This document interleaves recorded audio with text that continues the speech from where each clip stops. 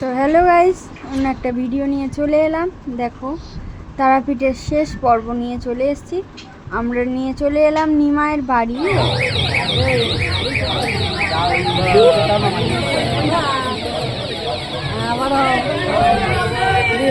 এই মাঝখানে লালটা কোথায় গেল?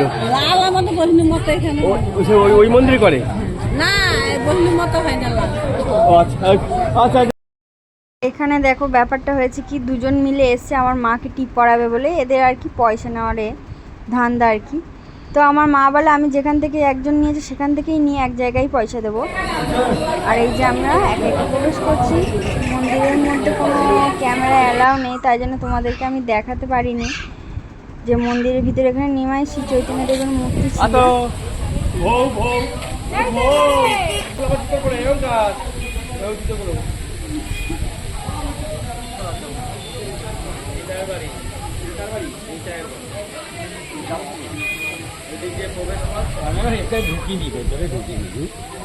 ঢোকা দরকার নেই তো, আসল জিনিস দেখে নিয়েছি। ভালো জিনিস, তুই দেখ কপালে কি দিয়েছিস।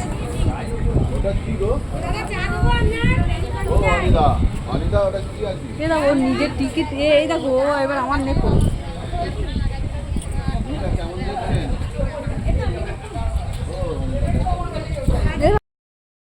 তো দেখো আমার মেয়ে টিপ নিয়ে টানাটানি করছিল। আসলে আমরা দেখে চলে এসেছিলাম, ওখানে ফোনে অ্যালাউ করেনি। আর এখানে একটা ঘাটে এসেছি, ঘাটটা কি আমি ঠিক বুঝতে পারলাম না। যে লেখাটা আছে তোমরা সবাই একটু পড়ে নিতে পারো, কি আশ্রম লেখা আছে, হাটুগাড়া আশ্রম নাকি। আমাদের ঘুরতে ঘুরতে রাতও হয়ে গেছিলো, মানে সন্ধে হয়ে গেছিলো। এবারে এটা দেখার পর আরও দুটো জায়গায় ঘোরা বাকি ছিল, তাই তাড়াতাড়ি করছিলাম। এই যে আরেকটা জায়গায় চলে এসেছি আমরা। তো আমরা চলে এসেছি একটা নতুন জায়গায়। কদিন আগে আমার বাবার একটা বাইক অ্যাক্সিডেন্ট হয়েছিল, তো এখন ভালো আছে ঠাকুরের কৃপায়। তাই মা তারার কাছে এসছে পুজো দিতে। আর আমার মেয়ের মানসিক ছিল, তাই জন্যই আমরা এসেছি। বিভিন্ন জায়গায় ঘুরছি, বেড়াচ্ছি আর পুজো দিচ্ছি। তার একটা নতুন জায়গায় এসেছি, এখানেও গৌর চৈতন্য শ্রী গৌরনীতার মূর্তি আছে। এটা আমি ফোনে ক্যাপচার করতে পেরেছিলাম।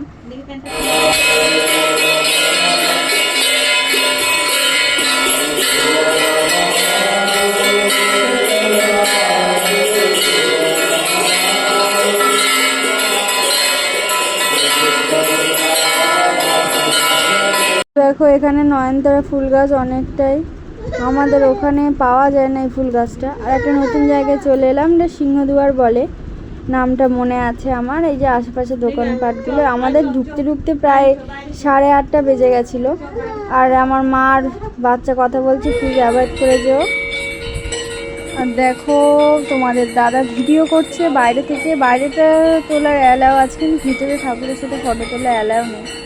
এখানে যেহেতু নিয়ম, তো প্রত্যেকবারই বলছে নিয়ম তো মানতে হবে। আমি ঘুরছি, আমার মা দেখো মেয়েকে নিয়ে আছে, তো মার কোল থেকে কিছু করে না। তো এবার আমরা যাব ভিতরের দিকে ঠাকুর দর্শন করতে। এখানে জগন্নাথ দেবের মূর্তি আছে, সেটাই দেখতে যাবো। আর পাশে দেখো সিংহগুলো দেখে আমার মেয়ে ভয় পাচ্ছিল। এই যে ও বাইরে থেকে যতটা পেরেছে দেখানোর চেষ্টা করেছি তোমাদেরকে জুম করে। তা ফোনটা আমার ক্যামেরাটা ভালো আছে, জুম করে তো একটু ফটো এসছে। ওই যে জগন্নাথ, বলরাম, সুভদ্রা তিনজনেই আছে। আর এই যে আরেকটা মন্দিরে আমি চলে এসেছিলাম, এটা হচ্ছে রাধা গোবিন্দ মন্দির। এটাও বাইরে থেকে তোলার অ্যালাউ আছে, কিন্তু ফটো বা ভিডিও করা ভিতর থেকে কোনো অ্যালাউ নেই। ঠাকুরের সাথে ফটো তোলা না কি পাপ হয়, তাই আমরা আর কি দেখাতে পারলাম না ঠাকুরকে। যেগুলো দেখানোর চেষ্টা করি সেগুলো দেখিয়েছি। আর এই যে রাস্তা দিয়ে বেরোতে হবে, লোকটা বসে আছে। তো আমরা যেতে যেতে বাড়িতে 9টা বেজে গেছিলো। আর এই যে বাড়িতে এসে আমাদের রুটি আর মাটন করেছিল, আর দুটো মিষ্টি ছিল। তো আমরা খেতে খেতে মনে পড়েছিল যে তোমাদেরকে দেখানো হয়নি, তাই দেখিয়ে দিলাম। খেতে খেতে খাওয়া অবশ্য হয়ে এসেছিলো।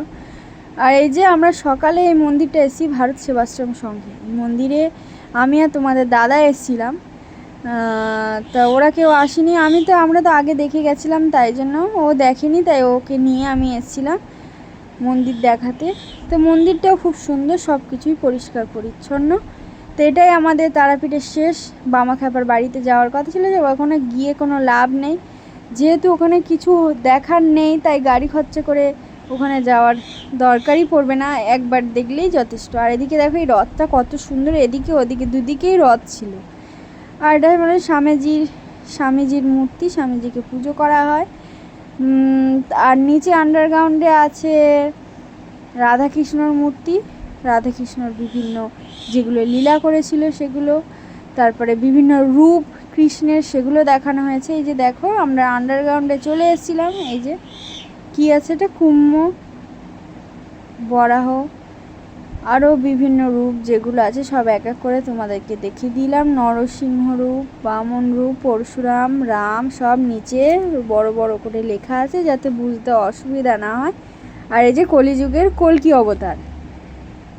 আর এখানে ঋষি মনীষীদের সব দৃশ্য দেয়ালেই এরকমভাবে টাঙানো যাতে দর্শনার্থীদের দেখতে সুবিধা হয়। আর এইভাবেই এখানে করা আছে। এখানে আরও অর্জুনের বিক্রমণ নাকি আছে এটা লেখা, বিপ্লব দর্পণ নাকি লেখা, অত বুঝতে পারছি না আমি। দেবতাগণ, এটা তোমাদের দাদা আর কি ভিডিওটা করেছিল, আমি দাঁড়িয়েছিলাম, আমি বলি তুমি ভিডিও করো, আমার ভিডিও করতে ভালো লাগছে না তাই আমি করিনি। এক এক করে সব দেখে নাও, যা দেখানোর চেষ্টা করছি সেগুলোই দেখো, বিভিন্ন লীলা। আর লাস্টে মাঝখানে একটা রাধাকৃষ্ণের সাথে সখীগণ যে নৃত্য করছে সেটাও আছে ভালো বড় করে। অনেকেই ছিল, অত সকালে তো বেশি দর্শনার্থী ভিড় হয় না, ভিড় হয় বিকেলের দিকে, বিকেলে সবাই ঘুরতে বেরোয়। আর মানে যেদিন ঘুরতে গেছিলাম আর কি, যেদিন বাড়ি চলে আসবো সেদিনেই আমরা ঘুরতে গেছিলাম, তাই জন্য তাড়াতাড়িও করছিলাম। 11টার মধ্যে খাওয়া দাওয়া করে আমাদের 2টোর মধ্যে বেরিয়ে যেতে হয়েছিল, তাই জন্য। আর এখন তো বাজে 10:30 মতো, বা তখন বেজেছিল, তাই জন্য তাড়াতাড়ি করে আমি বলি চলো তাড়াতাড়ি করে ভিডিও করে বাড়ি যেতে হবে, নাহলে কাকুরা বকাবকি করবে। আমাদের বেরোতে দেরি হয়ে গেছিলো। এই যে সিঁড়ি দেখছো, এই সিঁড়ি দিয়ে উপরে উঠতে হবে। আর এই যে রাধাকৃষ্ণর বড় মূর্তিটা মাঝখানেই আছে, আর চারিপাশে ওনার মানে কৃষ্ণ যে অবতারগুলো সেগুলো। ভিডিওটা ভালো লাগে লাইক কমেন্ট শেয়ার সাবস্ক্রাইব করে দিও। টাটা।